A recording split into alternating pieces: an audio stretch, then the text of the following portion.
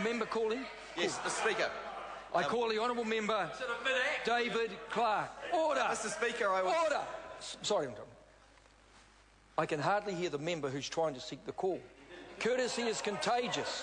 I call the honourable member David Clark. Point of order.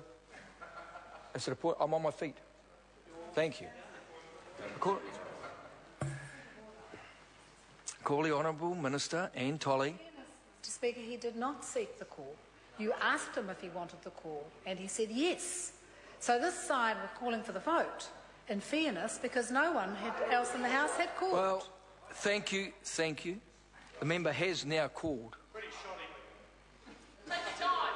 I call the Honourable Member David Clark. Mr. Speaker, thank you for the call. I was somewhat surprised that the member didn't have much more to say about this bill.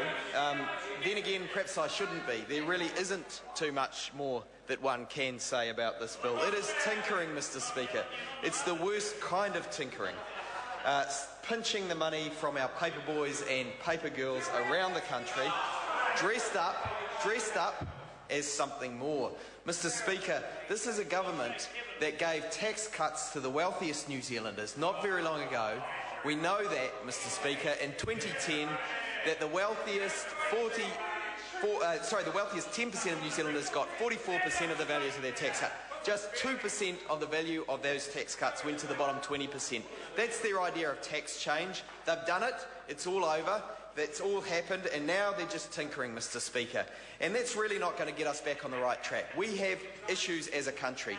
We have been buying more than we've been building and selling and exporting, Mr. Speaker. And this has been going on for some time. Our country must address the problem that we have with our trade balance. And this government seems to have no ideas at all. We're here under urgency to pass a bill that would rob tax credits from 68,000 children, Mr. Speaker. That is what we're reduced to. That is the base broadening vision of this country. The base broadening vision is to pick the pockets of the paper boys and paper girls around the country. There's also some discussion, and Mr. Goldsmith seemed to suggest I wanted to keep the student loan scheme situation that was encouraging students to pay off their loan more quickly.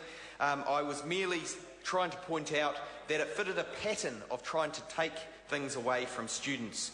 The actual detail of that part of the bill is something that Labor does not oppose, but merely we were pointing out that it fits with a pattern. Mr. Dunn himself introduced it not so long ago, as we've just heard from my colleague Mr. Robertson, and far from doing a flip-flop, it was so recent it can only be described as a flop. It was not meeting its intended purpose. So, Mr. Speaker, in my previous opportunity to speak, I pointed out that in the RIS, which I am now searching for, the point is made that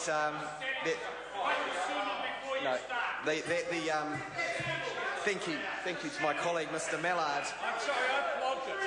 The point is made that businesses that employ only school children on very low wages, below $2,340 per annum, may have to begin withholding pay-as-you-earn from these employees from 1 April 2013. So we're talking about the kids that clean after school, Mr. Speaker. We're talking not just about the paper boys and paper girls of this country. We're also talking about those kids doing low-wage jobs to help them get a bit of pocket money, maybe to help out at home, maybe to buy one or two things, maybe to buy some school books, Mr. Speaker, and the government is trying to claw that money back. As my colleague Megan Woods said, we can imagine the conversation around the cabinet table. How are we going to broaden those that tax base? Well, why don't we have a go at the kids on their bikes? On their bikes out delivering newspapers. That's our big vision. We're going to go for it. Now, the point that I didn't make in that previous address was that actually what this RIS tells us is that there is additional compliance introduced here.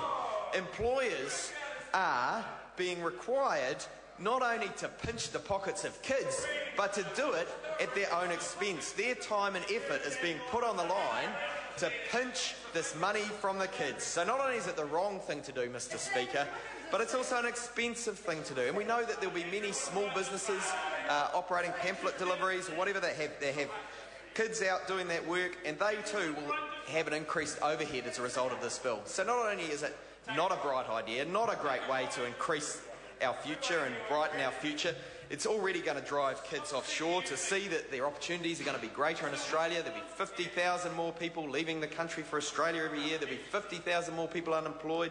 This is the record of this government. There'll be 50,000 more people collecting the unemployment benefit. But also, it's going to cost business more. This is the National Party's big idea, and it's going to cost business more. Mr. Speaker, I ask you, pinching pennies from kids and charging businesses more for the privilege. Look, most business people would be embarrassed by this, Mr. Speaker. I'm pretty confident in saying that most business people will think that pinching pocket money from kids is not a good idea. And most business people would think that having to pay for the opportunity to do that is just outrageous. So, Mr. Speaker, I think this is just not a good idea. But it does fit with this theme of tinkering with the tax system. If you look at the government's tax work program for this year, Mr. Speaker, you will see that there are some fair objectives there, some loopholes that are going to be addressed, some attempts to do some minor base broadening here or there, but you will not find inspiration there, Mr. Speaker. If you're going there in the morning to have something to read over your bowl of muesli, you'll be back asleep in it before you know it. We need real inspirational change if we are going to turn our country around. We need pro-growth tax measures. We need measures that are going to support our exporters. We don't need measures that are going to take the pocket money away from our kids. So, Mr. Speaker, I cannot say much more about this bill because there's not much more to say about it. It is tinkering. It is no more than tinkering, and therefore we will oppose it. Thank you, Mr. Speaker.